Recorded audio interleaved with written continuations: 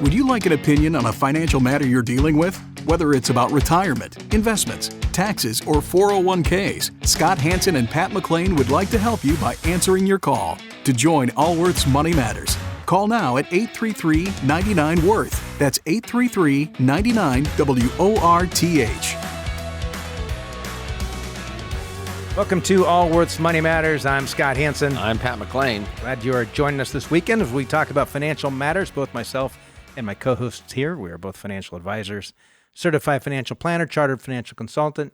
We spend our weekdays helping people like yourself.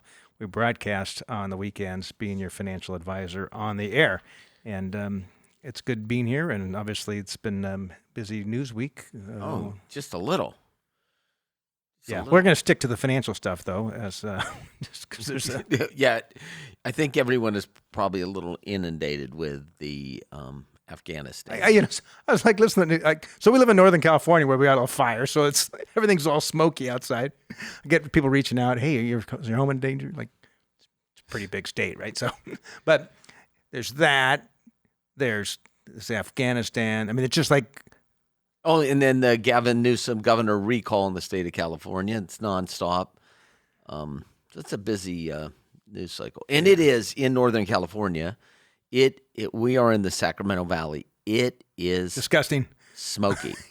Yeah. I went for a bike ride early Wednesday morning. It was beautiful. I rode 20 miles out and then turned around to come back. And the next thing you know, it got smoke blew in. Yeah. Change of wind. Yeah. And it was, it's not healthy. Yeah. Anyway, we're here to talk about financial matters, and we're here to take your calls. And take calls, of course. And to be part of the program, we'd love to take your calls. The reason we are still practicing financial advisors is because we enjoy, I don't know, maybe it's kind of the challenge of helping people figure out. There's the financial aspect, and then there's understanding oneself, the behavioral aspect, and putting those two together, which is what financial planning mostly is. Yes. So if you want to be part of the program, we'd love to take your call. 833-99-WORTH is the number. That's 833-99-WORTH. Numerically, it's 833-999-6784. And we just this announced part of the week that federal government's not going to extend the $300, the supplemental unemployment.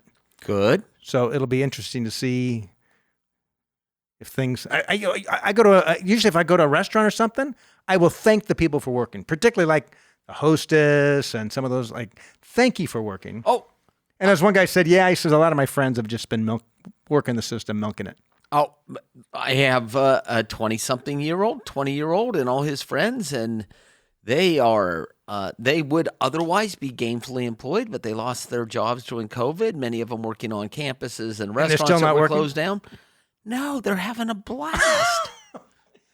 This is an interesting time, right? And then they just increased food stamps this week as well. Was it this week? Yeah, 27%. That wasn't a lot. Pat was the chair of the Sacramento Food Bank for a number of years, but when you add that and the amount the IRS now sends to people on a monthly basis for having children. Yeah, some 60% of people last year actually did not pay any federal income tax, which was the highest number ever.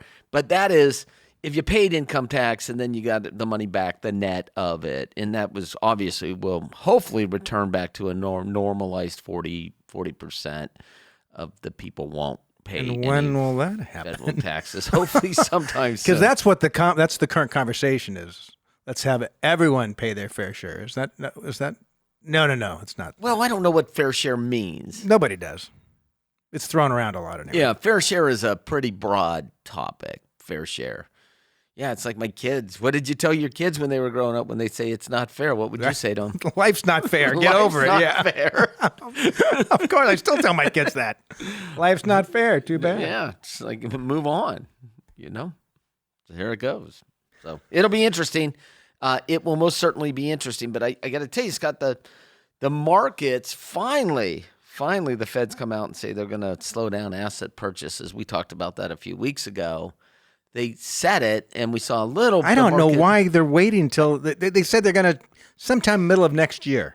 which is because until It's we like, see, it feels like you're trying to get a fire going. You know, when your fire starts dying out in your fireplace or your campsite or whatever, you're trying to get it going again. You know, blow on it or put a little fuel on it to try to get it going. It feels like that's what they started to do, and now it's roaring. It's blazing, and they keep pouring the fuel on. Yes. You worry how inflationary this is, and how much actually risk taking it is driven into the marketplace because of these low interest rates, right? When you've got the government buying bonds, corporate bonds, nonetheless, right, and even at one point in time, high yield corporate bonds, junk bonds, that. Part of the reasoning behind that is to keep interest rates low, which actually causes the behavior of the other investors to reach to more risk to get higher yield. And which many of you, by the way, might have done that because you're like, I can't watch my money earn nothing, so I'm going to put it somewhere, and you reach out to higher yield, and oftentimes not recognizing more speculative investments or non-liquid investments, not actually understanding the risk that is associated with Look what's happened with the housing market. That's part COVID, but part just low interest rates. Yeah, low interest rates, and it's feeding upon itself. Yes. Seems to start to slow a little bit, just a little, starting to kind of moderate. We can't continue at the pace, obviously. Well, yes, it's an interesting time. It is an interesting time. Anyway, let's take some calls. 833-99 Worth. We're talking with Bill. Bill, you're with Allworth's Money Matters. Hi, this is Bill. Hi, Bill. How are you today? Really good, actually. I am really good today. What can we do for you? So I've got several rental properties, and I currently have mortgages on. I have 4 rental properties, and I currently have hold mortgages on 3 of them, including my current dwelling, my primary home. And the question I have for you is it better to? I usually max out my $10,000 per year on my taxes on what I'm allowed to claim, just through the mortgages and through the interest and that type of stuff. On your personal and residence, I'm just curious, with those rentals, am I better off paying those off and not getting a $10,000 credit, or am I better off just continuing like I'm doing? I don't know very much on many of the mortgages. Most of them are less than $60,000, and the challenge that I run into is if I try to refinance them, most of them don't want to refinance that small amount. Well, so let's look at the overall situation. So you owe on these 3 rentals combined. What do you owe on them? Probably around. Let's see. I would say probably around 180 to 200,000. Okay, and what do you owe on your primary?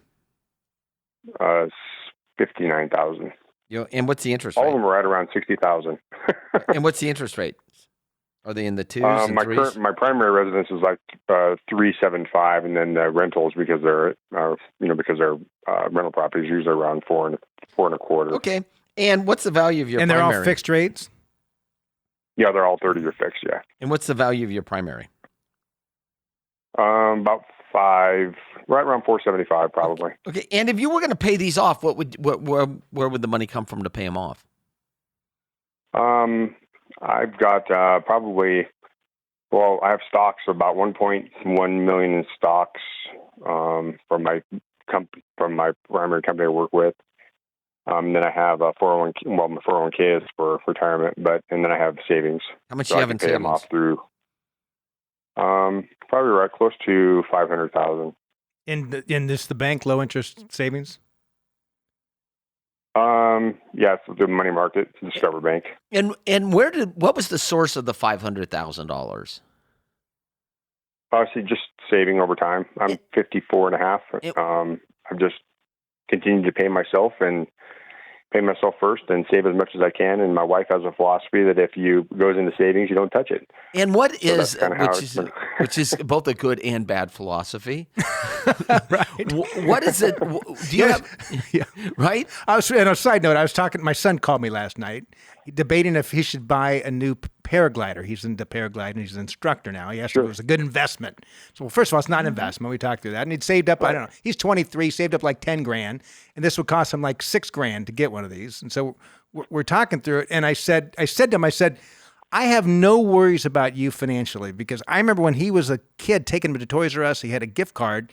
We were spent a flipping hour in the store, and he didn't find anything. He didn't want to part with his gift card. He liked so that's by his nature, right? And we had this conversation with, like, there's certain people that are just wired to save, and on some aspects, it's a good thing. The other side is that maybe people never enjoy the money. They get to older time in life, they've got millions of dollars, live a super conservative lifestyle, and then they don't even know really what to do with the money. Which happens. That's why it's both good and bad. It's a better problem than the So opposite. you've got this $500,000 sitting in low yield savings accounts earning less than 1%. Do you have any goals with that? Is it earmarked for anything? Just earmarked for retirement. I mean, just savings and retirement. I mean, it primarily was earmarked to buy another rental if the market ever came back down. But I'm in Colorado and in the Denver area, and the real estate market's just been going crazy. So it's not a good time to buy It's crazy. rentals. I would take the money. I would do one of two things. If I thought the real estate market and I wanted to own more real estate, I'd probably keep that in cash.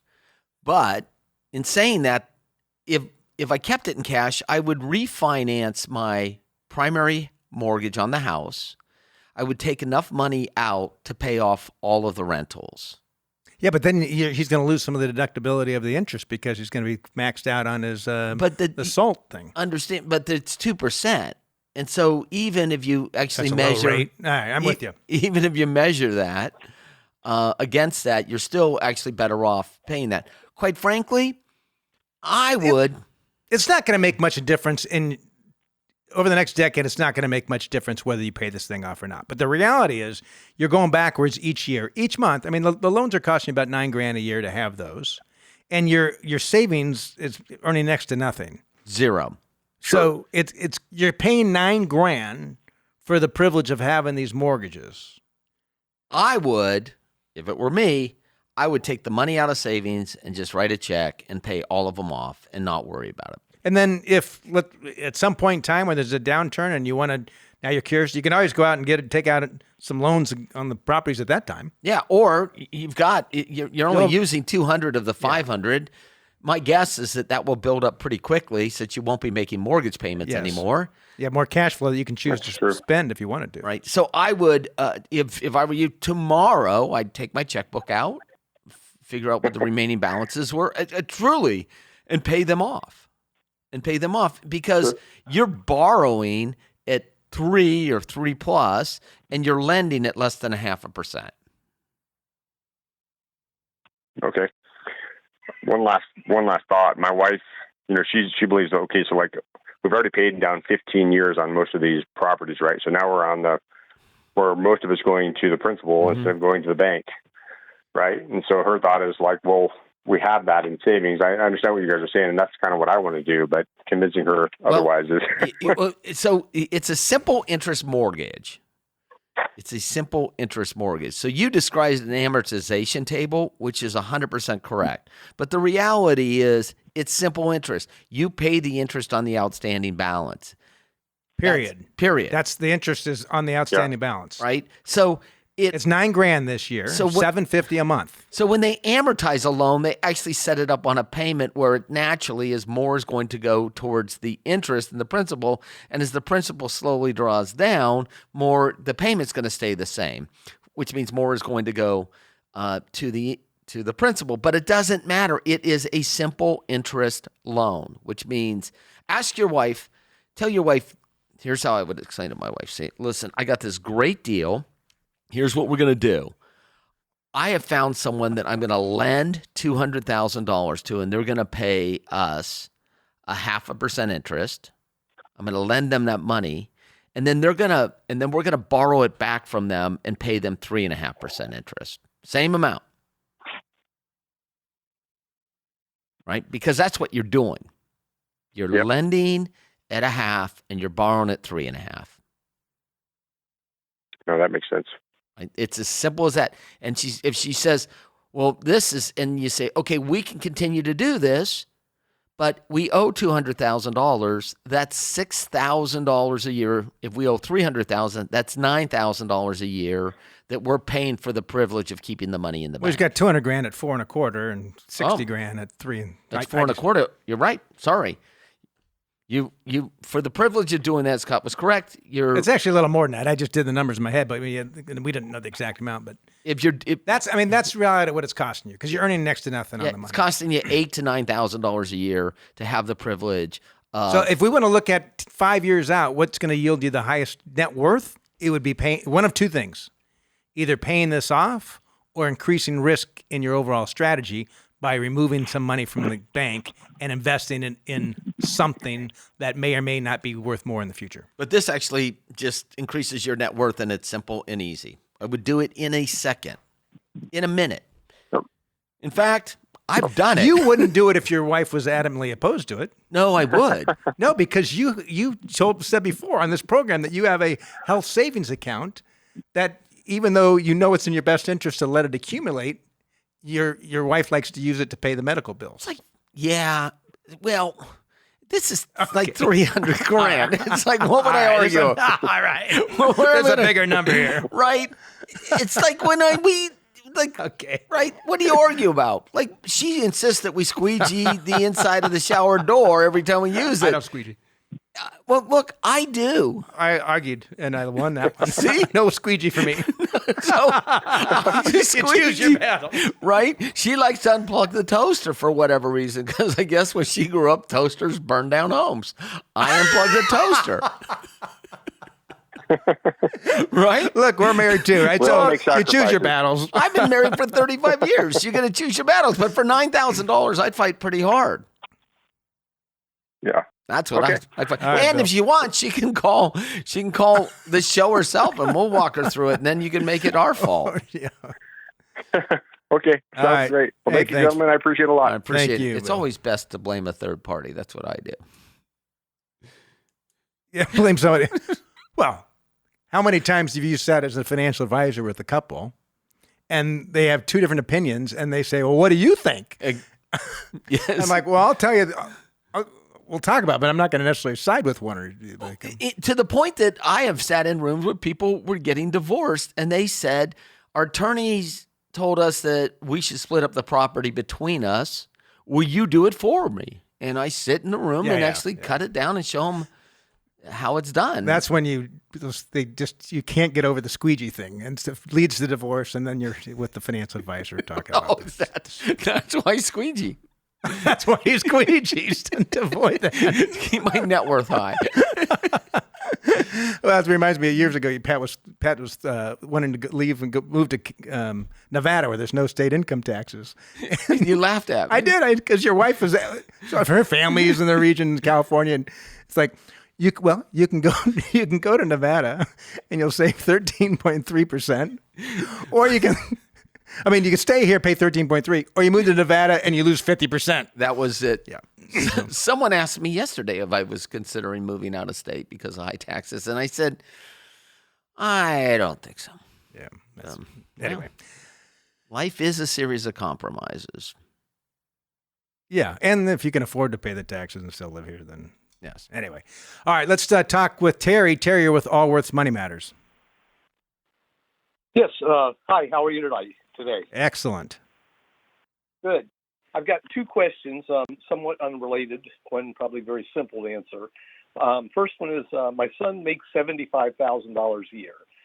And we've got a disagreement about how much he's allowed to contribute to a Roth. He contributes 70% of his $75,000 into his company's 401k Roth in order to maximize the match. And this amounts to $5,250 a year.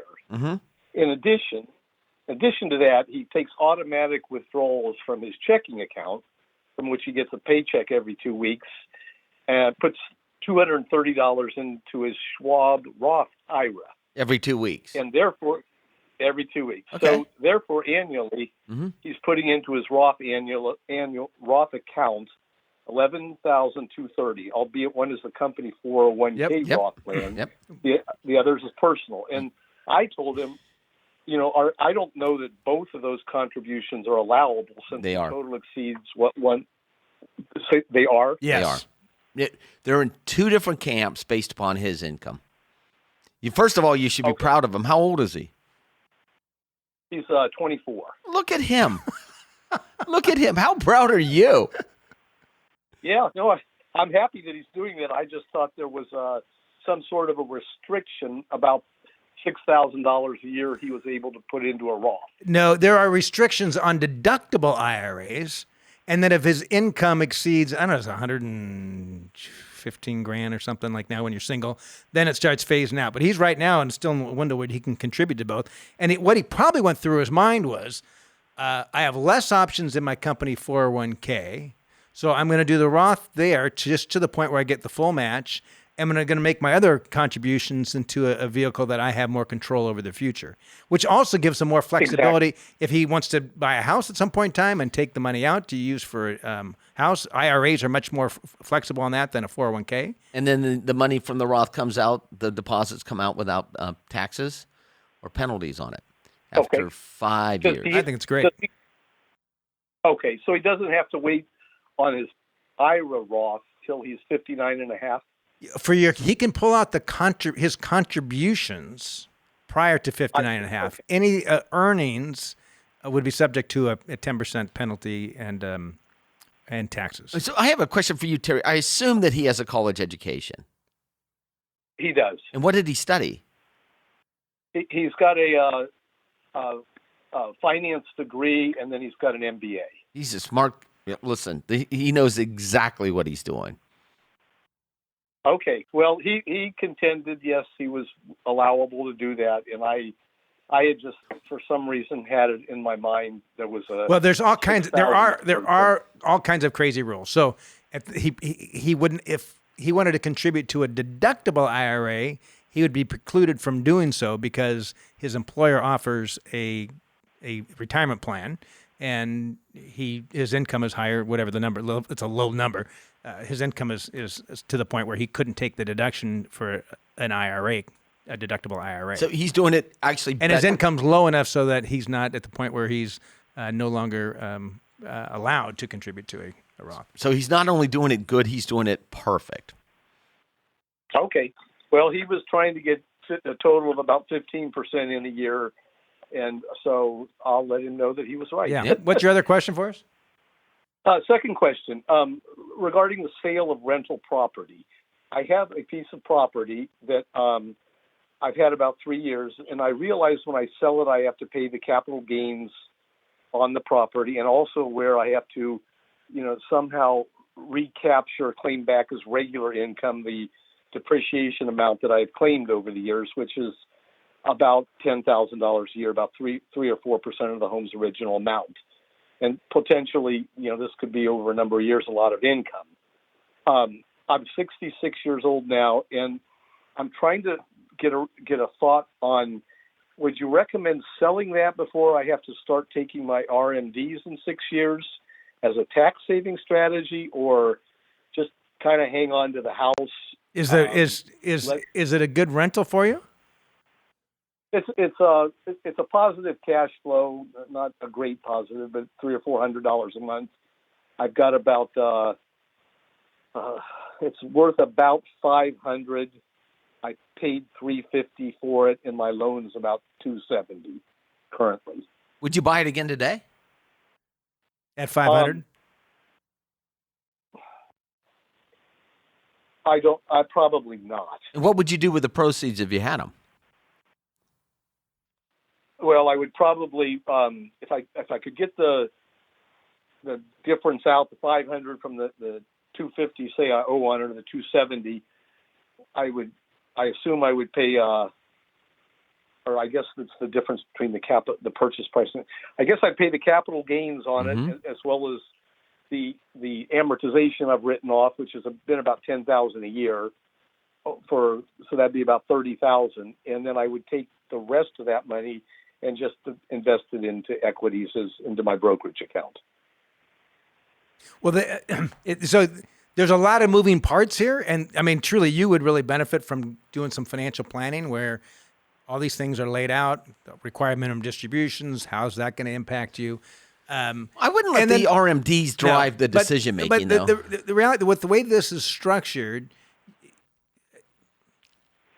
I mean, if we go through an inflationary period of time, the rent by its nature will go up, which would be a benefit to you. But when you've got this large a mortgage on it, a lot of your rent's going to pay the mortgage, so you're not getting the benefit of having kind of that passive income at a time in your life where passive income may or may not be more important to you. As a general rule, I don't like making investment decisions just because of taxes. Like the investment needs to stand on its own. Taxes are a secondary thing. Yeah, so I didn't. You somehow drew this required minimum distributions into that. I wouldn't have done that. I would have just made the decision based on whether I would want to own the property. Unless you knew at age 73 or something you were going to sell and move out, but it's still a long time from now. Long ways away. Yeah. So hey, Terry, appreciate the call. We're going to take a quick break. Stick around for more Allworth's Money Matters, and to join us, 833-99-WORTH.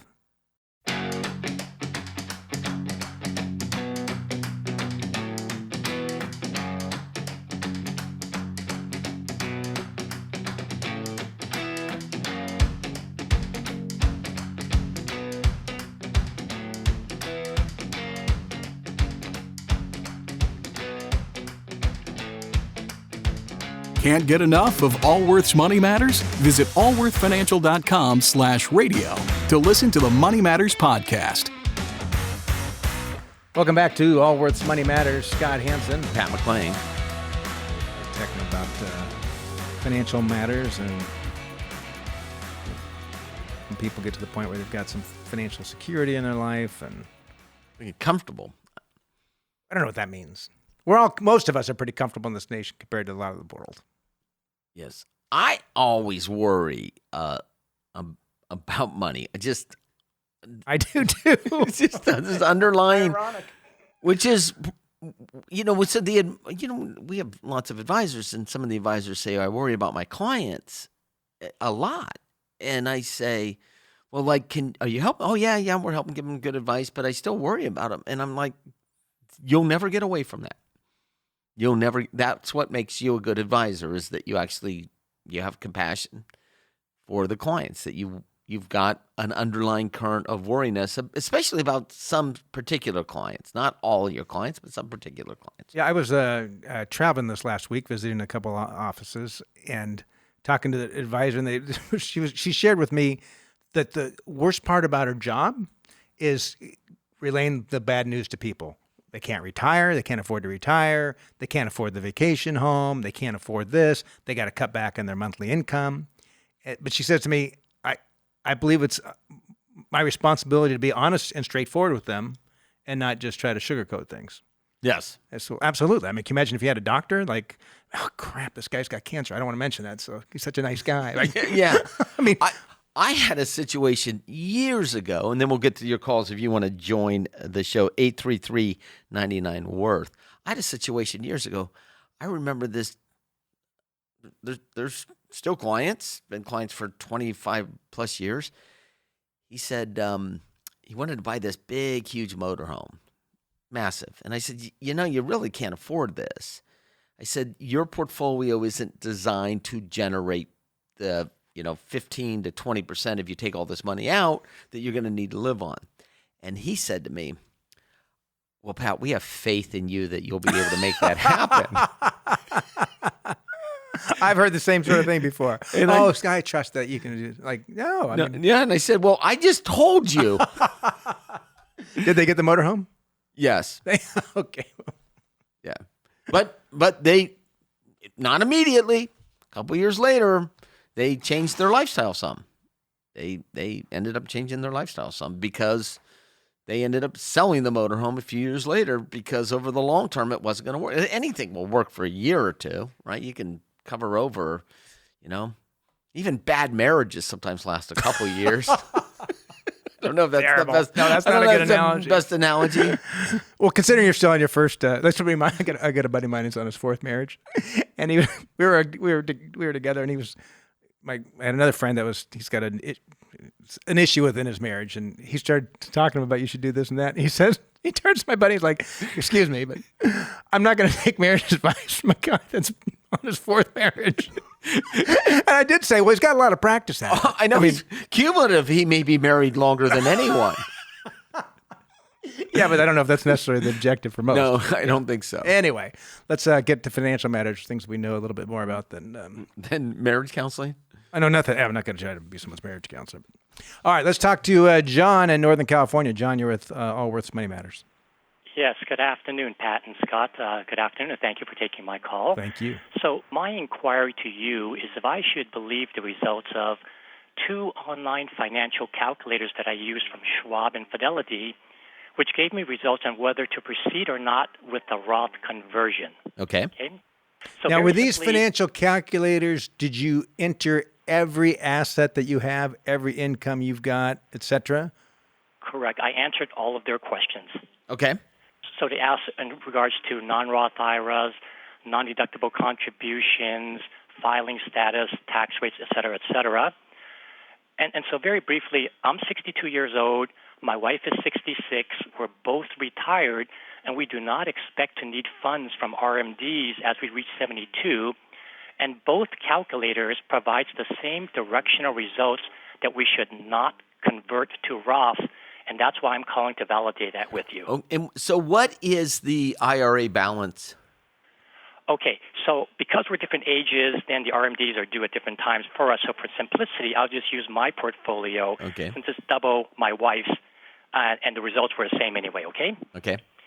So you asked in terms of the balances. For myself, my Roth IRA was $100K. The traditional IRA was about $65K, and the 401 was about $1.9 million. Okay. That's just yours, not counting your wife's? That's just myself. Okay. And what's your other, do you have any pension income? I do. And if we're talking about assets first, in terms of mutual funds, stocks, checking accounts, things like that, that's another about $2.1 million. Okay. Well, that's not super relevant in a Roth decision, but Except he's got the cash to pay the taxes taxes. if he does a, yeah. Right. Yeah. For taxes. Yeah. And you asked if I have a pension. I do have a pension as well as my wife. And what's the annual income between those two, ballpark? Annual income, well, we have not only just a pension, but we have rental income coming in. And then because I have a young son, I receive the young father Social Security benefit. Mm-hmm. So with all of the monthly income coming in between my wife and I, it's about $21K a month. Yeah. Okay. Well, so, I mean, what it's going to come down to for you is if the tax rates at your income level are higher in the future or not. You're in California, right? Do you plan on staying in the state? I do. And if I were in your, so you could take that formula. If you change around some assumptions, you can get any answer you wanted to tell you. Yes, and that's what I did because I ran it with my current tax rate. Then I ran it with a tax rate that was higher since I don't expect my income to decline as I get older. And as the tax rate increases, the benefit not to convert improves also. Yeah, I mean, if I look at this, I think, let's assume 10 years from now, let's assume the count roughly doubles. So we're close to $4 million. You've got to take about 4% a year out. $160,000 plus your wife. Now we've got a couple $100,000 on top of your income now. So we won't know the right answer until we know what the future tax structure is going to be. Because it could be that at some point in time, income taxes get lowered, and we also have a value-added tax. What would you do, tax. Scott? I would convert some. You would? I converted some. I converted an IRA to a Roth a few years back. I did too, mostly just so that I could actually make non-deductible IRA contributions, and then convert to Roth. And then when the state of California increased the tax rate, the voters voted something in. I said, forget that. I'm going to pay the state as little as possible. But in case you move out of state, would you'd convert some? So you would suggest I would convert some? That's Scott's opinion. It all comes down to what tax rates are going to do. That's right. That's right. Yeah. I would be on the side of thinking there's a better chance that there's going to be. But you run a risk in the Roth too. There's no guarantee that that at your income and asset level that it's going to be tax free. Mm-hmm. I'm glad you took Social Security early. Well, I didn't start my Social Security, but it's the young father benefit portion of it. So when my child becomes of an age that he's no longer a beneficiary of that, then of course I can still draw my Social Security at a later time. But I would start your Social Security now. Right, because I've heard your other shows before, and I understand your philosophy on that. Yeah. Well, if you think tax rates are going to go up, Social Security benefits are going to go down for people like you. You're a fat cat. Yeah. So I think what I'm hearing from you then is there's no right answer here, John. I know I would not. And Scott would. As I'm thinking about it, I wouldn't want to do that much. I'd look at, if you look the way the tax rates are, they're very progressive, right? So there's some incomes taxed at 12%, then it goes to 22%. Then at income levels, it keeps ratcheting up to where it's at 36%. And what the current administration's proposed, it's going to go back to 39.6%. Plus, there's the 3.8% Obamacare tax on top of investment income that gets thrown on top of there. And if the rates go to where they're proposing to go, the income levels for those graduated rates are going to decline as well. So, well, if I was going to do it, I'd do it this year. Yeah, and that's the thing. You can make a decision every year. I would not make a decision forever. So I would go with your argument, Scott, that I would do it this year. I would actually play with my tax return with the assumption that tax rates are going to go up in the future. And then I would convert this year and make a decision again for next year. So if I can disassess, because if the assumption you just conveyed to me is if the tax rate's going to go up, if the belief is that the tax rate is going to go up, thereby it draws the decision to convert. That's right. But when I run it through their calculator, as I increase the tax rate, the benefit not to convert is greater. Oh, no, we're increasing the future tax rate, not the tax rate today. And that's what I'm doing. I'm saying in the future, if it increases by 2% or whatever it is, the calculator tells me that the benefit not to convert. That makes no sense. That makes no sense. Let's assume the tax is 100% in the future. Yeah, because it says effective estimated federal tax rate at withdrawal. Yeah, I understand, but that makes no sense because all Roth conversion is a prepayment of a future tax liability. At a current tax rate. At current tax rate. So that's what it is. For married couples, for your taxable income, this is after itemized deductions, taxable income, the 24% bracket is for incomes of 172 to 329. It bumps from 24% to 32%. So you've got room there. 8%. So if I were in your situation, I would look at, and right, you're going to be in the 10 point something in California at like 90 grand you're there. So you're, or 100 grand or something. You're already nearing the top for California. I would certainly look at, if I were in your situation, I would look at converting at least between that bracket. Yeah, like 24%. $50,000 or $60,000 a year. Look, if you were 72 today, now your income's over 400 grand, assuming that these accounts continue to grow. Yeah, and I don't understand what you said, the calculator. That makes no sense because you said that the higher the tax rate, the less benefit it is. But Scott's exactly it. What happens if the tax rate's 100% in retirement? Obviously, you're better off converting. So the higher that future tax rate is, the more advantageous. The more today. advantageous it is. So I would actually go back if I thought tax rates were going to go up next year. Oh, and by the way, I think they are. Oh, and by the way, my own financial we do know situation. The current tax rates are set to expire in 25 or 26? Yeah. Well, they will expire unless there's new legislation. Understand. Yeah. So you should most certainly convert this year and make a decision how much? Probably at least $50,000.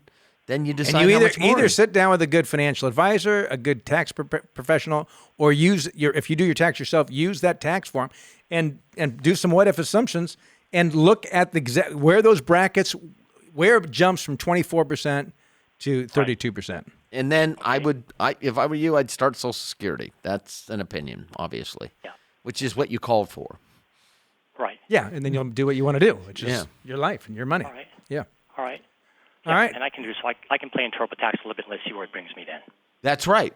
100%. You can actually see when you push into the next highest marginal tax rate and then one after that. Yeah, and take a look at the taxable income number and then where the tax rates are. It's not exactly dollar for dollar increase because there's some other, you start losing some of your, you still lose your itemized deductions? Yes. Yeah. Not like you used to. It's not as bad as it used to be, but anyway. All right. Appreciate the call. Okay, Yeah. very good. Thank you. Wish you well, John. I'm not confident of that anymore. I mean, the reality is the tax code's very complicated. The best way to do it is your actual financial life and run some scenarios. And you do what ifs. Yeah. What if I did this? What if I did that? I've done that a number of times. It's almost like a financial planning software that we use and the tax software. Well, I think that's one of the challenges with these standalone. Does it make sense? Actually don't like those calculators because it doesn't take into account lots of other things that might be going on in your life. So the best way to do it, there's some great financial planning calculators out there where they're not calculators, they're software programs where all of your financial life is in there.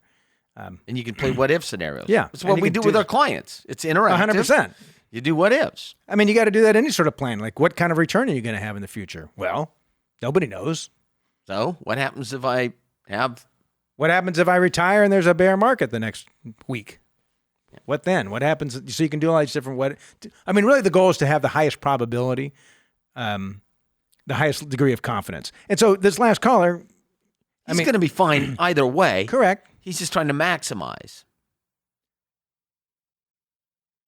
Yeah, I mean, by lowering his tax liability in the long term. Yeah. He recognizes that he's probably not going to spend this all in his lifetime. By the way, the other thing that comes into account here is your health and the marginal tax rate that the people that are going to inherit the money is. And it's a huge factor in that. Right. And who knows what changes they're going to be in required minimum distribution. Because we've already had people say if the account's above a certain amount, you have to start taking out early, which would make it even more complicated for people. But anyway, let's continue on with calls here. To join Allworth's Money Matters, 833-99-WORTH. We're in Denver, Colorado with Keith. Keith, you're with Allworth's Money Matters. Hey, how are you guys doing today? Hey, we're good. What can we do for you? Awesome. Thanks for taking my call.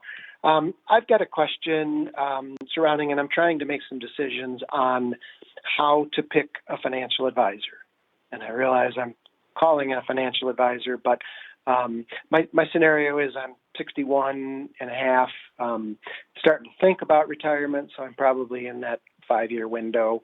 And I've got not a lot of money, but I got money all over the place from previous employers and rollovers. And my main goal is really to consolidate it into one book somewhere. And I'm trying to figure out what I should consider in making that decision. And what are the main differences between a firm like yours?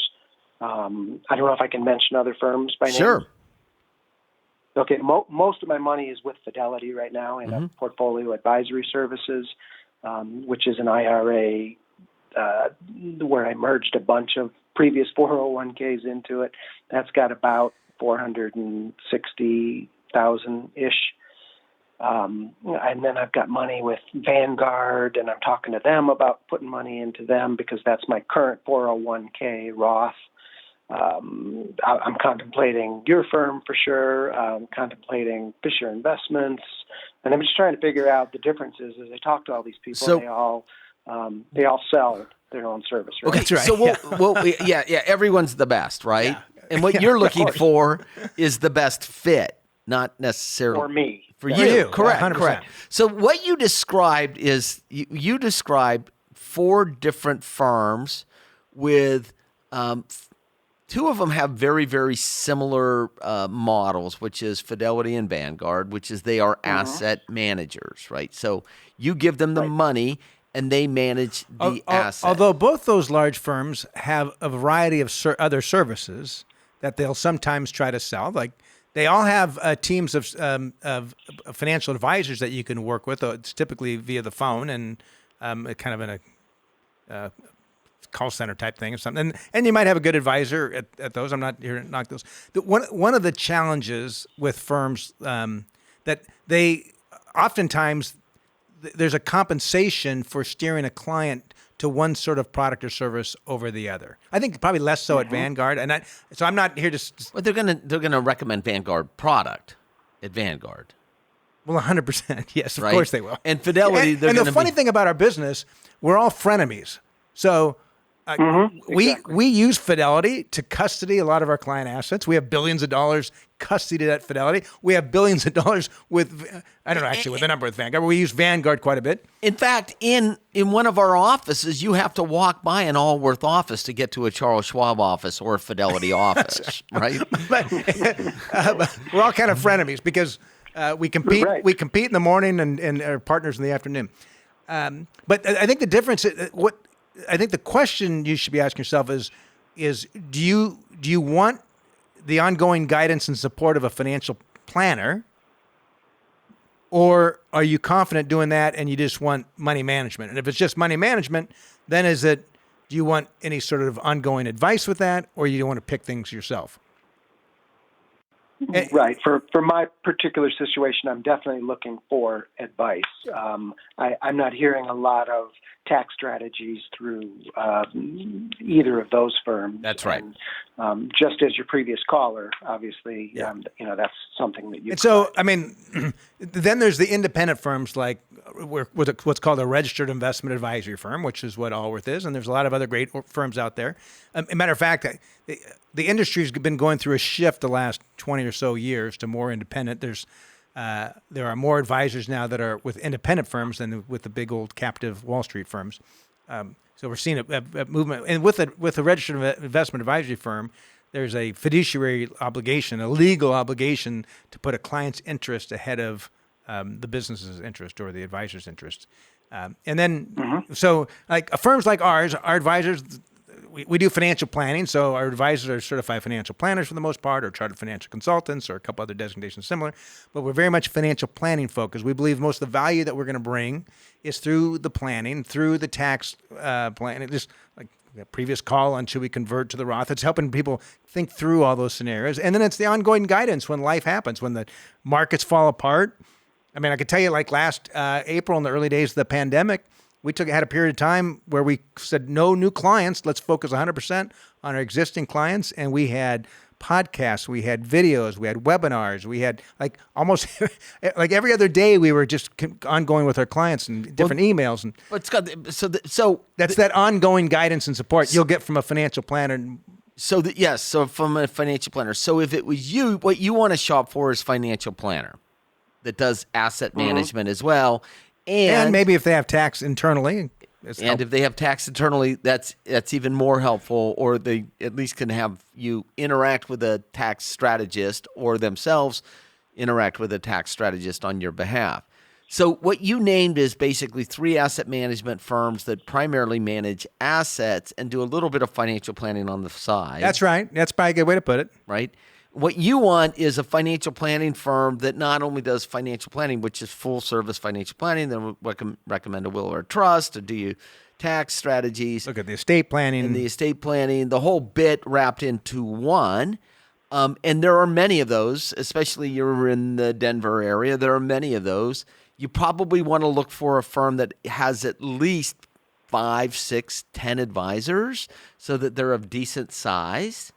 And then you want to go and interact with them and see if you actually like them, and that they're going to actually tell you what you need to hear versus what you want to hear. Depending upon the size of the asset, sometimes they'll do the financial plan without charge. Sometimes they'll charge you a few $100 or $1,000 or a couple $1,000. And they will then say, here's what my recommendation. And I would also ask, how much insurance do you guys do? And if they sell insurance, I personally would say walk away from that, because with insurance sales, there's typically a commission involved, creates a conflict. I think your best bet is to work with someone that avoids conflicts whenever possible. You want to stay away from anyone that leads with product, right? When you walk through the door and they say, "Let me tell you about this." What the first you really ought to be investing in emerging markets right now, or you really ought to be that's not what you want. You want someone that's going to act on your behalf as a fiduciary. So if you actually just Google or Bing fiduciary investment advisors Denver, and then go to the websites to get a view of them, I'd pick 3. pick 3 or 4. I'd have conversations on the phone. Oftentimes, they'll schedule a free consultation by phone, or I'd go and visit with them and just say, here's what I'm trying to achieve. And you've got to click with that person because you're going to be with them a long time. You're going to be with them a long time. That's what you'd want, I would think, right? That's what you're looking for, a good... Yep, that's exactly what I'm looking for. Is a long-term relationship that's going to steer me into retirement and then beyond. Yep, exactly. And then the reality is, 9 out of 10 times a man goes before the wife. And if you're married, you most certainly want your spouse involved in this. Of course. All right. Yeah. And by the way, don't choose a 70-year-old advisor. I'm just telling you. That sounds like age discrimination. What do you mean? Unless they have, it probably is. Of course it is. Okay. You mean unless they've got some other backup in the firm? Right. Well, when I was a young man, I was like 25 as an advisor, and people say, "God, you're awfully young." I know that's a benefit to you because you'll be there. I will still be there working when you're all the way through. But it's been true. Now that I'm a little older now, it's my experience that I talk. I know, but Scott, but it's true. Well, of course, you don't want to have to be switching advisors, looking for an advisor when you're 80. No, that's the last thing you want to be doing. So you want some depth in the firm, which was your point of getting. Agree. So it wasn't necessarily. No, it wasn't 70. You don't. You want depth in the firm. Yeah, there are actually more practicing certified financial planners over age 70 today than under age 30. There's a lot of good ones, but if you're working with someone at that age, you need to make sure that they've got a younger person on the team as well. That's right. That also knows your situation. So the optimal age of your advisor should be 36. Just made that up. All right, appreciate the call. Yeah. Take care. Fees? Is there a range of fees? Yeah, most of them will be somewhere around the 1% range is pretty much the going rate for assets less than And both Vanguard as well as Morningstar has some studies that talk about the value of advisor. And just Google Vanguard's financial advice. I think it's Alpha. What do they call it? It's the Alpha study, which is the advice that's given the upside of the portfolio of the overall financial situation. But I think it might be helpful because it helps kind of walk through. And Vanguard, I think maybe a majority of their assets come from advisors, so they work a lot with advisors. But it'll lead you those areas that show the value that an advisor can bring. So when you're thinking about it, that might be helpful. Anyway, we're out of time. It's been great having you with us as we've been talking about financial matters, and hopefully you learned something today and had some fun with us. And we'll see you next week. This program has been brought to you by Allworth Financial, a registered investment advisory firm. Any ideas presented during this program are not intended to provide specific financial advice. You should consult your own financial advisor, tax consultant, or estate planning attorney to conduct your own due diligence.